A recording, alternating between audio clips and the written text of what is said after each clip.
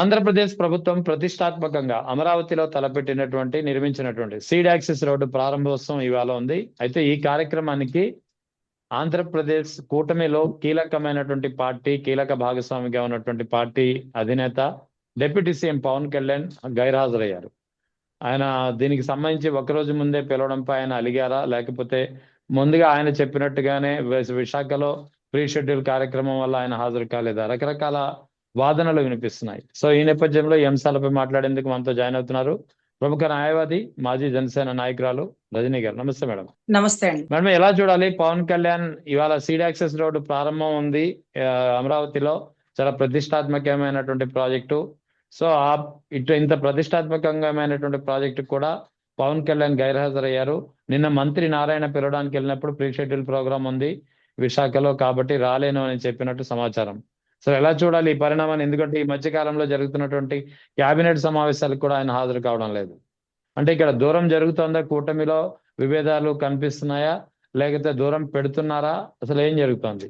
ముఖ్యంగా మొన్న cabinet meeting చాలా ఇంపార్టెంట్ అండి. అది పిపి పద్ధతి ద్వారా రవాణా విషయాలు కానీ, లేకపోతే వైద్య ఆరోగ్య విషయాలు కానీ, లేకపోతే విద్యా విషయాల్లో కానీ, ప్రతి దాంట్లో కూడా ప్రైవేట్ యాజమాన్యం పెత్తనం చేస్తుంటే, ప్రభుత్వం దూరం అయిపోతుంటే, ప్రజలకి పెనుభారంగా మారిపోతుంటే, ఆ విధానాన్ని తప్పు అని ఖండించాల్సినటువంటి డిప్యూటీ సీఎం ఒక మధ్యతరగతి కుటుంబం నుంచి నేను వచ్చాను, ఒక సాధారణ కానిస్టేబుల్ కొడుకుని అంటూ పలుమార్లు తనకి తాను భారీ ఎలివేషన్ ఇచ్చుకునే వ్యక్తి ఈ రోజు మధ్య తరహా లేకపోతే పేదవాళ్ళకి వైద్యం, విద్య ఏమి అందని పరిస్థితుల్లో, రవాణా కూడా కాస్ట్లీ అయిపోయే పరిస్థితుల్లో, లాజిస్టిక్స్ మొత్తం ప్రైవేట్ యాజమాన్యం చేతుల్లో వెళ్ళిపోయే పరిస్థితుల్లో, దానికి కూడా ఆమోద ముద్ర టైంలో అతని భావజాలాన్ని వినిపించలేకపోయాడు.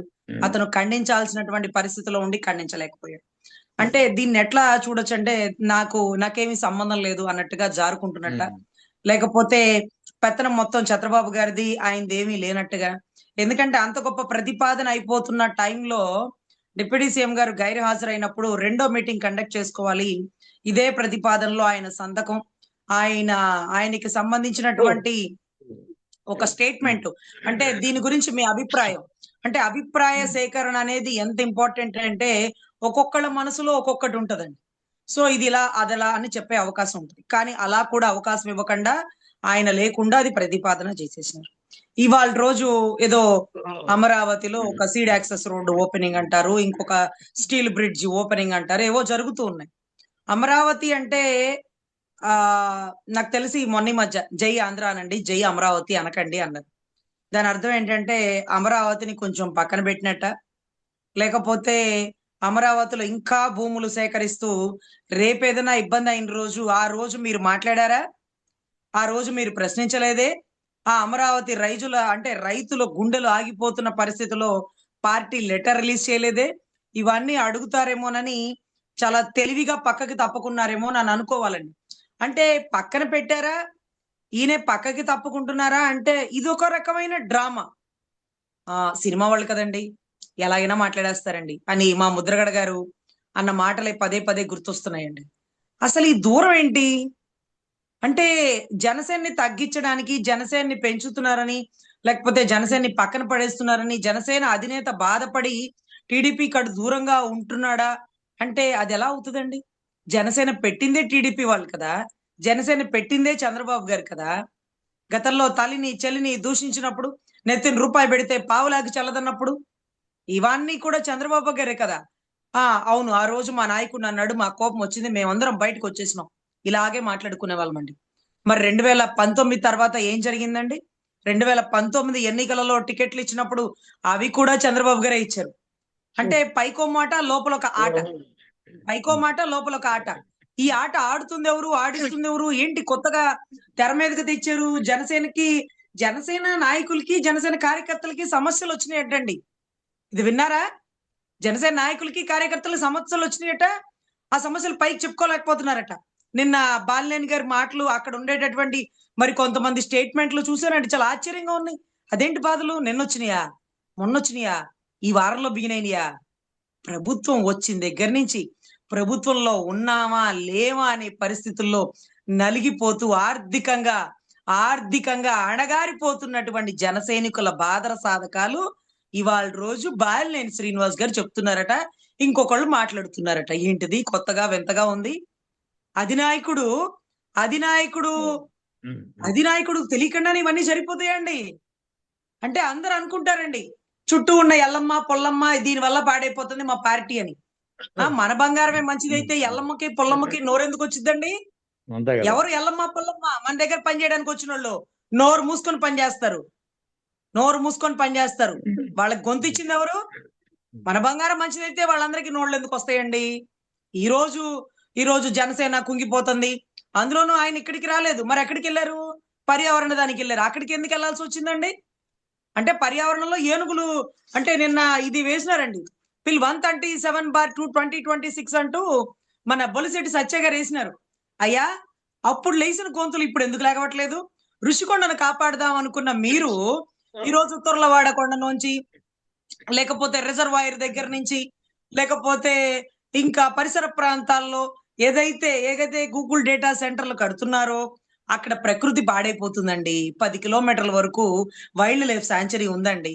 అలా ఉన్నప్పుడు 10 కిలోమీటర్ల లెక్కలో వరకు మీరు ఇలాంటి ప్రాజెక్టులు పెట్టకూడదండి అంటూ ఆయన అప్పీల్ వేసినారండి. అది స్టాట్యూటరీ ఎన్విరాన్మెంటల్ ప్రొటెక్షన్ కోసం అడుగుతున్నారు.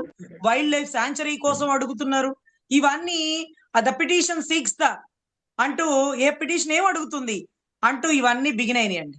అంటే ఇవన్నీ బిగిన్ అయినప్పుడు అక్కడ రిపోర్టర్ అడిగారండి, ఆ ప్రభుత్వంలో ఉన్నారు కదా, మరి ఇవన్నీ ఏమోనండి, ప్రభుత్వంలో ఉన్నామో లేదో మాకైతే తెలియదు కానీ ప్రభుత్వంలో ఉన్నామో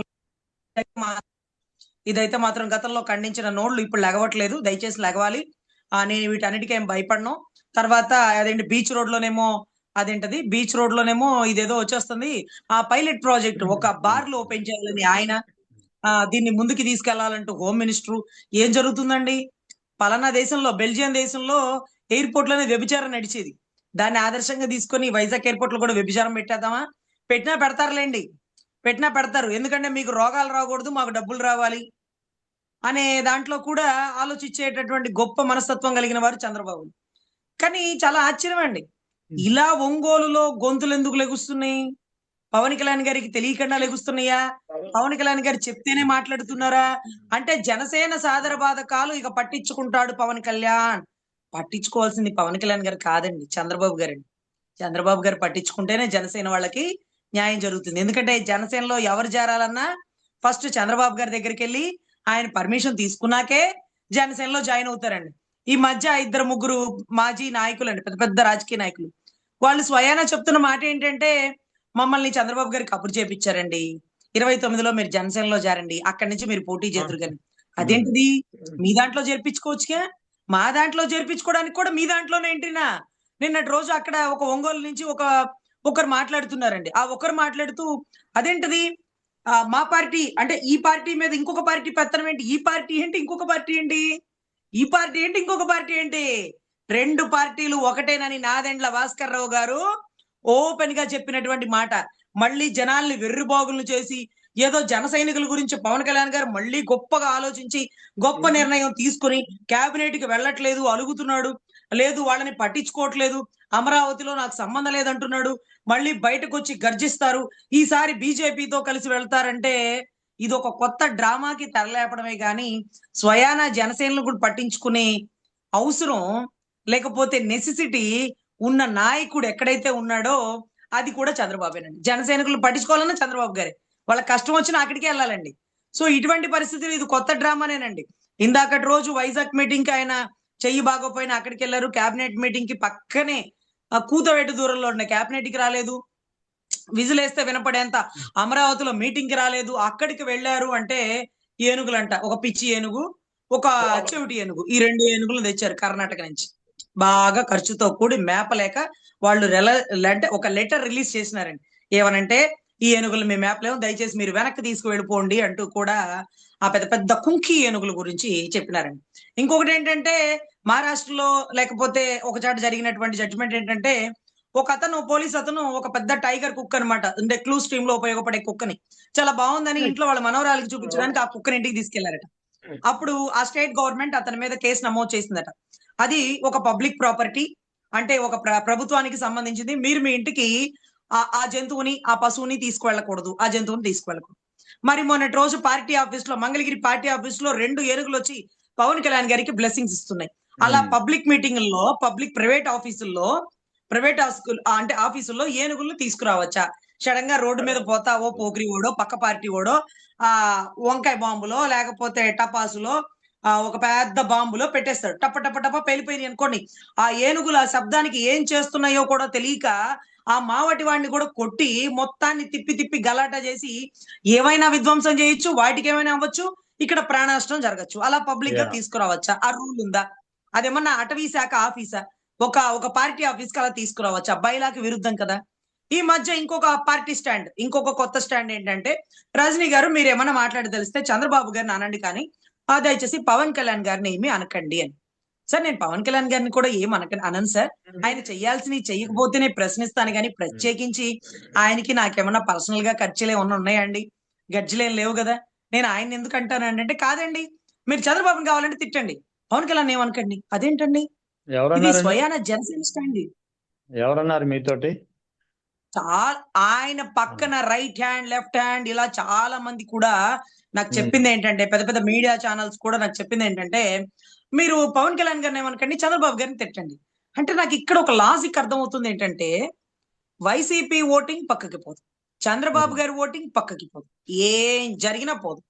చంద్రబాబు గారు స్కాములు చేసినారు, స్కీములు చేసినారు, తినేస్తున్నారు, మీకెంత మాకెంత అని వాటాలు వేసుకుంటున్నారు, మమ్మల్ని మోసం చేస్తున్నారు, పథకాలు ఇవ్వట్లేదు, ఎన్ని చెప్పినా ఆయన ఓటింగ్ ఆయనకే ఉంటుంది.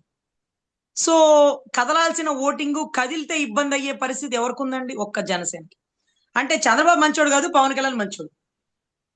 దీనివల్ల పవన్ కళ్యాణ్ గారి ఓటింగ్ కదలకుండా ఉండడం కోసం వారు పడే తాపత్రయం, నేను అన్నాను, నా మీద పెట్టే శ్రద్ధ ఆయనకి చెప్పండి, తప్పును తప్పుగా ఖండించమనండి, ఒకరు చెప్తే వినొద్దనండి, మెడికల్ కాలేజీల ప్రైవేటీకరణని ఆపమనండి, దయచేసి ఆపమనండి, లేకపోతే బలవంతంగా తీసుకుంటున్నటువంటి రైతుల భూముల్ని ఆయన కంట్రోల్ చేయమనండి, ఆగిపోయిన గుండెల గురించి లెటర్లు రాయమనండి, రాజధాని రైతులో ఒక రైతు గుండె ఆగిపోయింది, దీనికి స్పందిస్తున్నానని.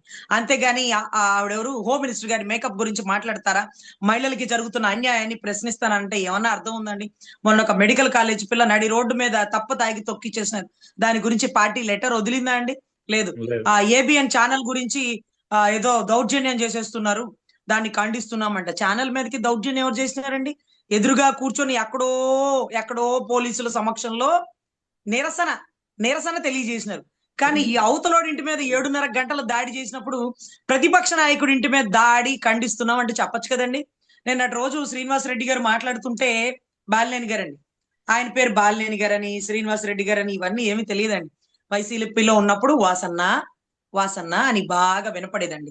5 సార్లు ఎమ్మెల్యేగా ఉన్నాను, 2 సార్లు మంత్రిగా ఉన్నాను, నాకు అక్కర్లేదు రాజకీయం, నేను పవన్ కళ్యాణ్ గారికి వినయ విధేయతగా ఉంటాను, ఆయన సినిమా ఒకటి ప్రొడ్యూస్ చేసుకుంటే చాలు అని మాట్లాడిన బాలినేని గారికి పవన్ కళ్యాణ్ గారు ఇచ్చిన వాల్యూ ఏంటండి? రాగానే రాజ్యసభ ఆయనకి ఇవ్వచ్చు కదా. అందరూ ఎమ్మెల్యేలే ఇచ్చినారు, మీరు రాజ్యసభ ఇస్తే ఇంకా గొప్పగా ఉండుండేది కదా. ఆయన ఎవరండి? మాకు రోసయ్య గారండి, కిలారి రోసయ్య గారు అనుకుంటా. ఆయన కూడా మిమ్మల్ని కాదని, జైసీపీని కాదని బయటకు వచ్చారు. ఎమ్మెల్సీ ఆయనకి ఇవ్వచ్చు కదండి. సామినేని ఉదయభాను గారు కులంలో లీడర్లు అండి వీళ్ళిద్దరు, రోసయ్య గారు గాని ఇతను గాని. అంటే వీళ్ళకి ఫిక్స్డ్ ఓటింగ్ ఉంటదండి, కమ్యూనిటీ ఓటింగ్. ఆయనకు ఒక ఎమ్మెల్సీ ఇవ్వచ్చు కదండి. హరిప్రసాద్ గారు ఒక ఉద్యోగస్తుడు, ₹1,00,000 జీతగాడు, ఇంకొక 2 లక్షలు జీతం పెంచండి, నెలకి 3 లక్షలు ఇవ్వండి. అంతేగాని అతనికి ఒక కాన్స్టిట్యున్సీ ఉందా? అతను చెప్తే ఓటేసే వాళ్ళు ఉన్నాడా? అతనికి ఏమైనా నాయకత్వ బలం ఉందా? అతనికి సొంత ఇల్లు వాకిలి, అతని కోసం ఒక 2,000 మంది జనాలు ఎక్కడన్నా వచ్చేది ఉందా? ఆఫీసుల్లో పనిచేసే వాళ్ళకి ఎమ్మెల్సీలు ఇవ్వడం ఏంటండి? నాగబాబు గారికి ఎమ్మెల్సీ ఎందుకండి? మా కుటుంబ రాజకీయాలనే ప్రోత్సహించనంటారు కదా. ఆయనకి మేము ఇచ్చే గౌరవం ఏమన్నా తగ్గిద్దా? ఎమ్మెల్సీ వస్తే పెరిగిపోవడం, ఎమ్మెల్సీ లేకపోతే తగ్గిపోవడం ఏం లేదు కదా. మీ అన్నగా ఎప్పుడు ప్రభుత్వ అంటే పార్టీ నుంచి ఎప్పుడు గౌరవం ఉంటది కదా. ఆ ఎమ్మెల్సీ రోసయ్య గారికి, ఆ ఎమ్మెల్సీ సామినేని ఉదయభాను గారికి, రాజ్యసభ వచ్చి బాలినేని శ్రీనివాస్ గారికి ఇస్తే వైసీపీ వాళ్ళలో కూడా అబ్బా అక్కడికి వెళ్ళాక అబ్బా హుందాగా ఉన్నారయ్యా అని అనుకునేవాళ్ళు. ఇప్పుడు వైసీపీ వాళ్ళు ఎగతాళి చేస్తున్నారు కింద కామెంట్ బాక్స్ లో, ఆయనకు కావాల్సిందే రజనీ గారు విశ్వసనీయత విశ్వాసం వాళ్ళకి ఎక్కడదండి, రాజశేఖర రెడ్డి గారు పిలిచి పట్టం కట్టి చుట్టంగా భావించి ఆయనకి అన్ని పదవులు ఇచ్చి అంత ప్రయారిటీ ఇస్తే ఇదా ఆయన నిలుపుకునేది అంటూ వాళ్ళు కూడా అంటున్నారండి. పెనం మేంచి పొయ్యిలో పడ్డారట, పెనం మేంచి పొయ్యిలో పడిన పరిస్థితి అయింది. ఆ పార్టీలో గుర్తింపు గౌరవం, అరే ఆ పార్టీలో నీకు వాసన్న, ఇక్కడ మీ పరిస్థితి ఏంటి? మీరేదో మింగేయడానికి వచ్చారు, మీరేదో తినేయడానికి వచ్చారు, మీరేదో దోచుకెళ్ళిపోతున్నారు. మీరు 5 సార్లు ఎమ్మెల్యేగా ఉన్నప్పుడు, 2 సార్లు మంత్రిగా ఉన్నప్పుడు మీ మీద ఎలిగేషన్ చేసే దమ్ము లేదే. ఈ రోజు, ఈ రోజు మీరు పక్క పార్టీలోకి డిప్యూటీ సీఎం హోదా గల పార్టీలోకి మీకెంతో ఇష్టమైన పవన్ కళ్యాణ్ గారి దగ్గరికి వెళ్ళినప్పుడు మీ గురించి అవాక్కులు చవాకులు వస్తున్నాయే. అప్పుడు రాలేదే. కనీసం మీరు బయటికి వెళ్ళిపోయినప్పుడైనా మీరు తిన్నారు, దోచేసుకున్నారు, అందుకే వెళ్ళిపోయారు, లేకపోతే కేసులున్నాయి తప్పించుకోవడానికి వెళ్ళిపోయారని కూడా మీ వైసీపీ వాళ్ళు ఒక్క మాట కూడా మాట్లాడలేదే. ఈ రోజు ఎక్కడ మీకు గౌరవం పెరిగిద్దో అన్నట్టుగా మీరు పరిగెడితే అక్కడ గౌరవం లేకపోగా బొక్కబోర్ల పడి మిమ్మల్ని నమ్ముకొని వచ్చినటువంటి క్యాడరు అటెల్లాలా ఇటెల్లాలా, మా పరిస్థితి ఏంటి, మిమ్మల్ని ఇలా వేధిస్తే ఇక మా ఇళ్ళు మా వాకిళ్ళు మా భూములు దోచుకుంటున్నారు రైట్ అంటూ మీ చుట్టూ రైట్ రైట్ ఉండే క్యాడర్ ఇబ్బంది పడిపోవట్లేదా? ఇప్పుడు రైట్ ఎంతో రైట్ మంది మహిళలు ముందుకొచ్చి అక్కడ జనసేనకు అన్యాయం జరుగుతుందంట, ఒక పార్టీ మీద ఇంకో పార్టీ పెత్తనం ఏంటంటే ఇక్కడ 2 పార్టీలు లేవండి, రైట్ ఒకటే రైట్ పార్టీ ఉంది. ఒకటే పార్టీ ఉంది. చంద్రబాబు గారిని ముఖ్యమంత్రి చేసే పార్టీ, లోకేష్ గారిని ముఖ్యమంత్రి చేసే పార్టీ. ఈ రైట్ ఈ ఏదైతే ఈ డ్రామాలు ఉన్నాయి చూడండి, వారి ప్రేమలు, వారి నాటకాలు, వారి మాటలు ఏవైనా గానీ ఓకే. పవన్ కళ్యాణ్ గారు ఆలోచిస్తారు, క్యాడర్ గురించి బాధ్యతగా నడుచుకుంటారు అంటే ఆయన బాధ్యతగా నడుచుకోవడానికి ఆయన్ని కాదు పార్టీ. చంద్రబాబు గారు చెప్తే నడుచుకుంటారు, లేకపోతే కూర్చుంటారు. సో మరి మీటింగ్‌లకి ఎందుకు వెళ్ళట్లేదండి? ఇది కూడా కొత్త డ్రామాలండి. సినిమా వాళ్ళు కదండీ! ఎలా అయినా మాట్లాడేస్తారండి. ఇది రైట్ జరుగుతుందని నాకు అనిపిస్తుందండి. అయితే ఒకటి అంటే ఒక రోజు ముందు పిలవడం వల్ల ఇది అవమానకరంగా భావించి పవన్ కళ్యాణ్ హాజరు కాలేదని కొంతమంది వాదన. దానిపై మీరిచ్చే విశ్లేషణ ఏంటి? అంటే ఇది హడావుడి షెడ్యూల్ ఏం కాదండి. బిఫోర్ అవును, షెడ్యూలే. బిఫోర్ ఎందుకంటే అంత షెడ్యూల్. పెద్ద సభ కండక్ట్ చేయాలంటే ఆయన అవును, షెడ్యూల్, ఈయన వన్ డే షెడ్యూల్. బిఫోరే ఈయన్ని పిలిచారనేది ప్రధానంగా అవమానించినట్టే అంటున్నారు కొంతమంది. అదేనండి అవమానించినట్టు. అంటే ఏమండి నాకసలు ఏం అర్థం కావట్లేదు ఏంటంటే, అసలు పవన్ కళ్యాణ్ గారిని అడగకుండా, లేకపోతే చంద్రబాబు గారు చెప్పకుండా ఆయన అటు, ఈయన ఇటు పోరండి. ఈ 2019లో ఈ డ్రామాలు మేము బానే చూసామండి. ఓకే. ఆయన 4 తిట్టడం, ఈయన 4 తిట్టించుకోవడం, మేమందరం ముందుకెళ్ళి మా పవన్ కళ్యాణ్ గారిని అంటావా? మా పవన్ కళ్యాణ్ గారిని పక్కన పడేస్తావా? అరెరెరే! పవన్ కళ్యాణ్ గారిని ఎవ్వరు పక్కన పడేయరండి. అది కూడా ఒక సినిమా డ్రామా. ఒక సినిమా డ్రామా. నువ్వు కొంత దూరంగా ఉండు, మీ వాళ్ళకి దగ్గరగా ఉండు, అవసరమైతే మీ రైట్. వాళ్ళతో నన్ను తిట్టించు, తప్పు లేదు. కానీ మీ వాళ్ళకి నువ్వు దగ్గరగా ఉండు. మీ వాళ్ళు లేకపోతే నువ్వు లేవు. మీ వాళ్ళు నిన్ను నమ్మకపోతే నువ్వు దేనికి పనికిరావు. నెత్తిన రూపాయి పెడితే పావులాగి పనికిరావు. మీ వాళ్ళ నమ్మకాన్ని పోగొట్టుకుంటున్నావు. మీ వాళ్ళతో ఉన్నట్టుగా నటించు. అవసరమైతే మీ వాళ్ళ ముందు నన్ను తిట్టు. మీ వాళ్ళతో కూడా తిట్టించు. మీ వాళ్ళతో కూడా తిట్టించు. చంద్రబాబు ఎలా చేస్తున్నాడు? పవన్ కళ్యాణ్ విశ్వరూపం చూపిస్తాడు. ఇదే పవన్ కళ్యాణ్ వ్యూహం. పవన్ కళ్యాణ్ వ్యూహం ఎక్కడదండి? 2014 నుంచి పవన్ కళ్యాణ్ గారి వ్యూహం ఎక్కడిది? చంద్రబాబు గారు పావుని ఇటు కదిపితే ఇటు, అటు కదిపితే అటు. నువ్వు కొంత బయటికి రా, నువ్వు మళ్ళీ లోపలికి రా. ఓటును చీలనివ్వను అన్నారు. అక్కడ ఎక్కడనండి? అక్కడ మన ఎన్టీఆర్ కదా నాగార్జున యూనివర్సిటీ ఎదురుగా నిన్ను మోకరిల్లిస్తానన్నాడు. తర్వాత వెంటనే స్టాండ్ మారిపోయి ఇప్పటం సభలో ఓటును చీలనివ్వను అన్నాడు. అంటే మమ్మల్ని మమ్మల్ని పిచ్చోళ్ళని చేసేస్తున్నారండి. అయ్యయ్యో! ఆయనకు అవమానం అనిపోయి మేము బాధపడిపోవాలి. ఆయనకు అవమానం కాదండి. ఒక సినిమాలో విలన్ ఉంటాడు. "ఏమిరా ఇంత పొడుగు అంత ఎత్తునుంటావు, పొద్దుగూకులు కొట్టించుకుంటావేంట్రా" అంటే, "అరె నేను కొట్టించుకోవడానికే పేమెంట్ తీసుకున్నాను స్వామి. నేను కొట్టించుకోవడానికి పేమెంట్ తీసుకున్నప్పుడు నేను కొట్టించుకోకుండా నేను ఎదురు తిరిగి మాట్లాడితే అది అయ్యేది కాదు. నాకు పేమెంట్ 4 దెబ్బలు తినుకోవడానికే పేమెంట్. అందుకని నేను బాహుబలిలా ఉన్నా నా క్యారెక్టర్ విలనే. నేను విలనే" అని బల్లాలు విలన్ అయిపోతాడు. బాహుబలి హీరో అయిపోతాడు. సో ఇటువంటి పరిస్థితిలో ఇదొక కొత్త డ్రామానండి. ఆయనెవరు తగ్గించరు.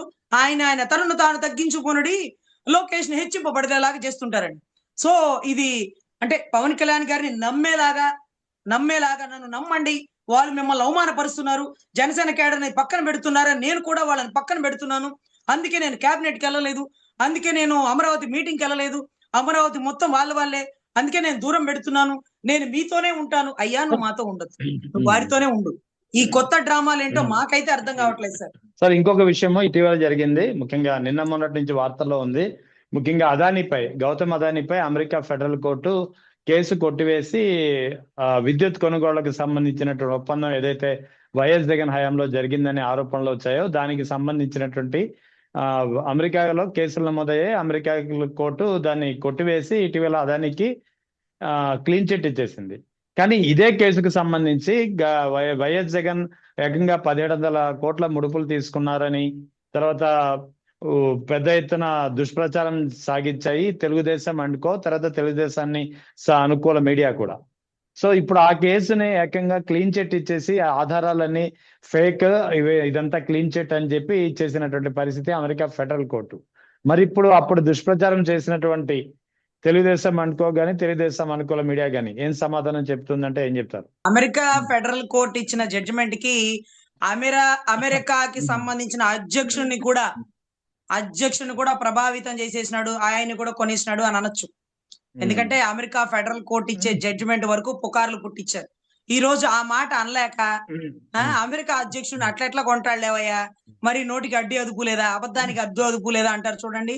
అట్లా మింగలేక కక్కలేక మొన్న ఈ మధ్య వరకు మీకు తెలుసు కదండి, వివేకానంద రెడ్డి మర్డర్ కేసులో ఎన్నిసార్లు అదేంటది చిన్న ఆయన నరికినాడని ఆయన చెప్పేవాడు, మాలాంటి వాళ్ళతో చెప్పించేవాడు. జడ్జిమెంట్ వచ్చే వరకు అందరూ మాట్లాడేవాళ్ళం కదా.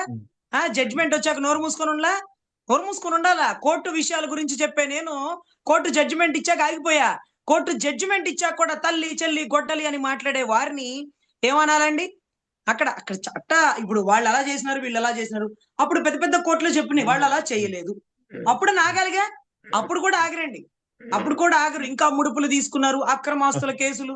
అరే రే, సోనియా గాంధీ గారిని ఎదిరించినారని నన్ను ఎదిరించి ఎలా నిలబడతావు అంటూ పీకల లోతున ముంచేసినా సరే, అధపాతాళానికి వెళ్ళిపోయినా సరే, అగాధంలోంచి కూడా బయటికి వచ్చి తనని తాను నిరూపించుకొని ఒంటరి పోరాటం చేసి తన ఎమ్మెల్యేని బలపరుచుకొని తన పార్టీని బలపరుచుకొని 151 సీట్లు ఏకదం ఏ సెంట్రల్ తో సపోర్ట్ లేకుండా ఒక్కడే ఒంటరిగా తన బల ప్రభావాన్ని చూపించుకున్నాడు, తన బలాన్ని తను నిరూపించుకున్నాడు. ఇటువంటి వ్యక్తి మీద అమెరికా అధ్యక్షుడు లేకపోతే అక్కడ ముడుపులు తీసుకున్నాడు, ఇక్కడ అక్రమాసులు తీసుకున్నాడు, లేకపోతే వివేకానంద చిన్న ఆయన నరికేసినాడు. ఏమయ్యా, వాళ్ళ ఇంటికి వెళ్ళి చిన్న ఆయన నరికేసినోడు నిన్ను బతకనిస్తాడా? అతను కనుక అది నరికి ఉంటే కత్తి ఎత్తిన వాడు కత్తి దించుతాడా? తాత ఎవరైతే మా తాతని చంపిన వాడు ఇంకా తిరుగుతున్నాడు నా కళ్ళ ముందే, టీడీపీ పార్టీలో ఒక పదవి అధిరోహిస్తున్నాడు. నేను ఏ రోజన్నా చెయ్యేసినానా, ఏ రోజన్నా తప్పుగా మాట్లాడినానా? నేను రాజశేఖర రెడ్డి గారి కొడుకుని. ఆయన వైద్యంలో తీసుకొచ్చాడు ప్రణాళికలో, నేను విద్యలో తీసుకొచ్చా. ఇది మా ప్రతిపాదన. రాజారెడ్డి గారి మనవని కాదు, రాజశేఖర రెడ్డి గారి కొడుకునని పలుమార్లు చెప్పినా తల్లి చెల్లి గొడ్డలి అంటే ఇంతవరకు గొడ్డల్నే పట్టుకోలేనటువంటి సిబిఐ, సిఐడి, సిట్లు ఈ రోజు ఆయన గురించి మాట్లాడే స్థాయి అండి. గొడ్డలు 29కి దొరికింది అనుకోండి, అప్పుడు సిబిఐ పట్టుకుంటుందా? మళ్ళీ గొడ్డలు ఎక్కడ వాడారండి? ఆ మహాన్యూస్ వంశీ గారు అయితే కత్తిపోట్లు తీసి చొక్కాలు ఇప్పించి కత్తిపోట్లు చూపించేస్తున్నారు. అయ్యో మీరు జాగ్రత్తగా ఉండండి, రేపు ఏమైనా జరిగిద్దండి. ఏమీ జరగదండి, ఆయన చాలా మంచివాడు. మీరు అలా కళ్ళ ముందు తిరుగుతూ ఉండాల. రాయలసీమ అంటే రతనాల సీమ బాలు, కానీ రక్తసీమగా మారనివ్వను.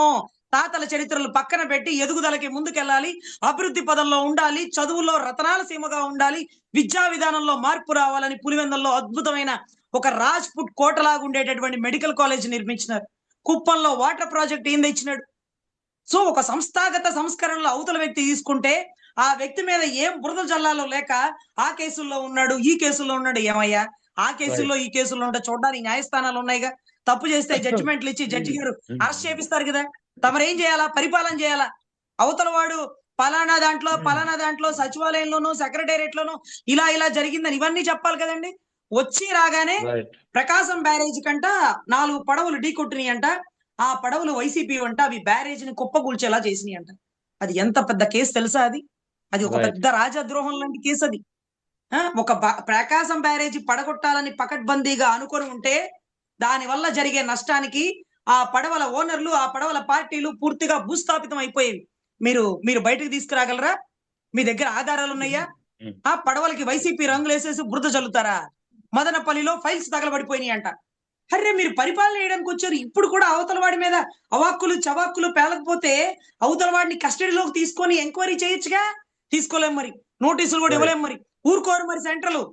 సో దయచేసి ఇటువంటి దాంట్లో ప్రతిపక్షంలో ప్రధాన ప్రతిపక్ష పాత్ర పోషిస్తాను అంటూ పవన్ కళ్యాణ్ గారు రేపటి రోజు తెర మీదకు వచ్చే అవకాశాలు కూడా ఉన్నాయండి. మేము ఇక ప్రభుత్వంతో కలిసి పనిచేయడం కష్టంగా భావించి ప్రభుత్వంలో ఉన్నా కూడా ప్రధాన ప్రతిపక్షం లాగా నిలబడతాం. కానీ ఎట్టి పరిస్థితుల్లో బయటకు వచ్చే అవకాశాలే ఉండవండి. సో బాలినేని గారు వైసీపీలోకి వస్తారా? రానిచ్చే అవకాశం లేవు కదా. అక్కడ ఆల్రెడీ వైసీపీలో దృఢంగా ఉండే నాయకుడిని ఇన్ఛార్జ్ కూడా వేసేసినారు. మళ్ళీ ఇలాంటి కొత్త డ్రామాలు వేస్తారేమోనని. సో ఇప్పుడు ఆయన బయటికి రాలేడు. మరి కూటమిలో ఉన్నప్పుడు కూటమి ధర్మాన్ని కాపాడాలి కదా. పవన్ కళ్యాణ్ గారు చెప్పకుండా, పవన్ కళ్యాణ్ గారి తెలియకుండా ఇలాంటి స్టేట్మెంట్లు బాలినేని గారు గాని అక్కడుండే మరొకరు గాని ఇచ్చే అవకాశం ఉందా? రైట్ అంటే ఏంటిది? పవన్ కళ్యాణ్ గారు మంచోరు, పవన్ కళ్యాణ్ గారు మంచి మనసు, చంద్రబాబు గారు మంచోళ్ళు కాదు, మనల్ని జనసేనని ఎదగనీయకుండా చేస్తుంది చంద్రబాబు గారు, పవన్ కళ్యాణ్ పాపం ఎదిగిద్దామని చూస్తున్నారు అని. అరే రే, మన బంగారం మంచిదైతే అవతలోళ్ళు వస్తారా ఏంటి కొత్త డ్రామాలు? జనసేన అణగారిపోయింది ప్రభుత్వం వచ్చాకే. సెకండ్ డేనే రైట్ 2.5 సంవత్సరాలు దాటిపోయాక ఇప్పుడు కళ్ళు తెరుచుకున్నట్టుగా పోలీసులు ఎవరేసుకుంటారండి?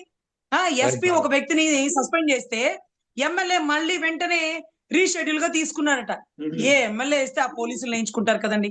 ఈ రోజు దామంచర్ల శత్రువు అయిపోయాడా? దామంచర్ల శత్రువు అయిపోయాడు, బాలినేని మిత్రుడు అయిపోయారు. వీళ్ళిద్దరి మధ్యలో ఆయన ఎవరండి? రియాజ్ గారు, ప్రజారాజ్యం నుంచి ఆ జెండా మూసినోడు. ఆయన పరిస్థితి ఏంటి? ఏమంటే ఇలాంటివి ఏమన్నా ఉంటే కొలుకుపూడి శ్రీనివాస్ గారికి ఎంపీ గారికి గొడవ అయింది. అప్పుడు ఏం చేసినారు? ఒక కమిటీ వేసి వాళ్ళిద్దరిని కూర్చోబెట్టి మాట్లాడించారు. మరి ఇక్కడ ఎప్పటి నుంచో ఈ గొడవ జరుగుతుంటే దామంచర్లని బాలినేని గారిని ఇద్దరిని కూర్చోబెట్టి మాట్లాడివ్వకుండా పొద్దుగూకులు మీడియా డైవర్షన్ లాగా అప్పుడప్పుడు వాళ్ళు తెర మీదకి వస్తారండి. ఎప్పుడు వస్తారు? లాకప్ డెత్ కేసు సాయి కృష్ణది ఉదంతం వెలుగులోకి వస్తూ కోర్టు ఒక ఆర్డర్ ఇచ్చడానికి ఈ షెడ్యూల్ బయటకు వచ్చేస్తుంది. వీళ్ళు మాట్లాడుకున్నది మీడియాలో కనపడుతుంది. పాపం లాకప్ డెత్ చేసేసినాడండి, అది తెలీదు. మొన్న ఈ మధ్య తప్ప తాగి ఒక మహిళను గుద్దేసినాడు కదా, అది తెలీదు. ఒక మహిళకి జరిగిన అన్యాయం గురించి, సుగాలి ప్రీతి తల్లి గురించి, నువ్వు రెడ్డి కులం కదా, నువ్వు అది కదా, నువ్వు డబ్బు మనిషివి, నువ్వు అలాంటి దానివి ఇలాంటి దానివి అని బూతులు తిట్టారు. టీడీపీ సోషల్ మీడియానా, జనసేన సోషల్ మీడియానా? అప్పుడు ఏమన్నా ఖండించండి మహిళ గురించి. అంటే బిడ్డ చనిపోయిన తల్లి గురించి మాట్లాడకూడదు అని ఎవరన్నా వీర మహిళలు బయటకు వచ్చి అన్నారా? మేము కూడా తల్లులు వినండి, బాధలు అంటారండి, వాళ్ళని బూతులు తిట్టకండి అని అన్నారా? ఈ రోజు మా మీద సోషల్ మీడియా టీడీపీ దాడి చేస్తుంది, మమ్మల్ని కాపాడండి, మా ఆవేదన అర్థం చేసుకోండి, మేము కూటమి ధర్మాన్ని కాపాడలేని పరిస్థితిలో ఉన్నాం, అయినా మేము మాత్రం మీ వెంటే ఉంటాం. ఈ స్టేట్మెంట్లు ఎలా ఉన్నాయండి? ఎవరో చెప్పించినట్లేదు. ఇదంతా ప్రీ ప్లానెడ్ గా లేదండి. అంత ధైర్యం ఉందా వాళ్ళకి? కూటమికి విఘాత పరిచేంత ధైర్యం ఉందా? ఏంటి కొత్త డ్రామా? జన సైనికులకి ఏదో ఊపిరి పోస్తున్నట్టుగా మళ్ళీ ఆయన దగ్గర తీసుకుంటాడని ఒక నమ్మకాన్ని కల్పించే విధంగా 14న కొత్త కొత్త ఇన్ఛార్జీలు వేస్తున్నారట. దాంట్లో ఏమైనా అవకతవకలు వస్తే ఇది కూడా చంద్రబాబు గారే చేశారని చెప్పడానికి ఏమన్నా కొత్త డ్రామా తెరలేపుతున్నారా? రాష్ట్రంలో మొక్కజొన్న రైతులు, లేకపోతే ఆక్వా రైతులు, లేకపోతే పొగాకు రైతులు, మామిడి రైతులు అందరూ ఇబ్బంది పడిపోతున్నారు. లాంటి ఆర్డర్ అస్తవ్యస్తం అయిపోయింది. మహిళలకి రక్షణ లేదు. దిశ చట్టాలు లాంటివి ఎత్తేస్తున్నారు. కొత్తగా మీ ఇంటి చట్టాలని చుట్టాలుగా తీసుకొస్తున్నారు. మీ వాళ్ళకి చుట్టాలు, మాకైతే చట్టాలు లాగా పనిచేస్తున్నాయి. సో ఇటువంటి పరిస్థితుల్లో రాష్ట్ర సమస్యల గురించి ప్రశ్నించకుండా నన్ను సోషల్ మీడియాలో పెట్టినారు, నన్ను డిగ్రేడ్ చేస్తున్నారు, మాకు ప్రయారిటీ ఇవ్వట్లేదు. ఈ పిచ్చి మాట్లాపి రాష్ట్ర సమస్యల గురించి ప్రశ్నించాలని ప్రతి నాయకుడికి, ప్రతి నాయకురాలికి నా తరపున ఆవేదన అండి.